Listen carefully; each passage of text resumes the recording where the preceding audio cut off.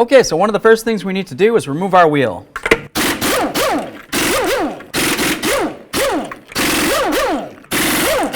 Remove the wheel. So next we're going to loosen this jam nut right here. I'll just use some long pliers. These come in handy. There we go. And you can use a 24mm to break this free. Okay, so next we're going to remove the cotter pin so we can get this outer tie rod end disconnected from the knuckle.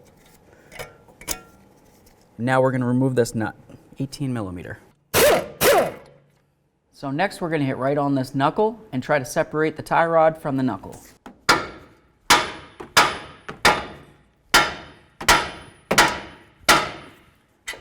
Okay, so just grab your new TRQ tie rod and make sure you're dealing with the right piece. We've got the same bend, this faces up, looks perfect. Remove this one. You can count them if you want, or you can just go back to where the jam nut is. All right, so that would be 1 turnout, 2, 3, and so on. I like to use copper never sees. Little spritz of that.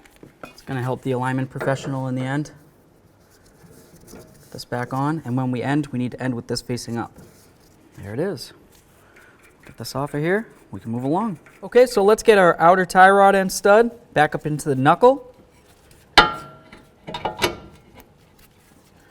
Grab our nut. Bottom it out. Now let's torque it down. 85 foot-pounds. Torqued. Take your cotter pin, slide that through, pin it over. All right, so let's get our wheel up on here.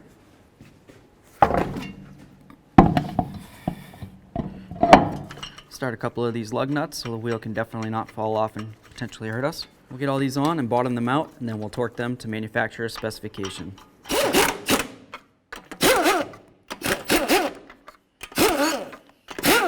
Let's torque the lug nuts to 100 foot-pounds.